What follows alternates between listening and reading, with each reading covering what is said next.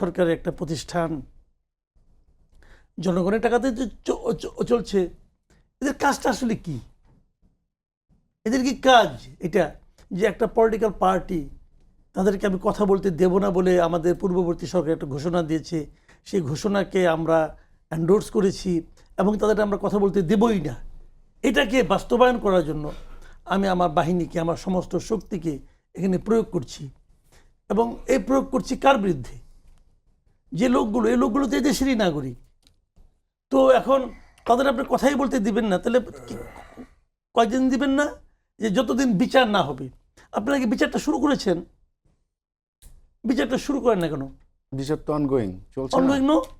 No, বিচার করা হবে, এটুকু বলা হয়েছে। বিচারটা করা হবে, হচ্ছে তো। ইনোভার মামলা তো করছেন আপনি হাসিনার বিরুদ্ধে, রায়ের তারিখ দিয়েছে। ওটা তো হাসিনার বিরুদ্ধে। হাসিনার আওয়ামী লীগের সমর্থক তা। যদি আপনি মনে করেন যে হাসিনাই আওয়ামী লীগ, আওয়ামী লীগই হাসিনা, তাহলে তো ভাই হবে না। এখানে হাসিনা কই? যাদের আপনি অ্যারেস্ট করছেন এটা কি হাসিনা? আপনি যারা মিছিল করে হাসিনা, হাসিনা এবং আওয়ামী লীগের সমর্থক ভাবে তো ভুল করবেন। দল হিসেবে তো আওয়ামী লীগ যেহেতু এখন নিষিদ্ধ, এখন যেহেতু তাদের কার্যক্রম, তো সেই ক্ষেত্রে তো আইনি তো তারা পারে না। না না না, আইন ইউর রাইট, আইন তো পারে না। আইন মানলে তাদের এটা করা উচিত না, এটা আমিও মনে করি।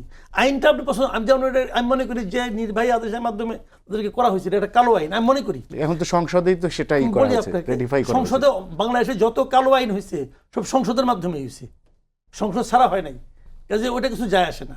তো আমার কথাটা হলো কি, এটা আইন কালো, আইনটা আমি অপছন্দ করি। কিন্তু যত আমার ওদের ক্ষমতা থাকে আমি আইনটা পাল্টাবো। যতক্ষণ পর্যন্ত আইনটা আমি পাল্টাতে না পারছি, এটাকে আমি কালো আইন হিসেবে উল্লেখ করব, কিন্তু আইনটা অমান্য করবো না। এটা হলো নাগরিকের ব্যাপার, আমি যেটা মনে করি।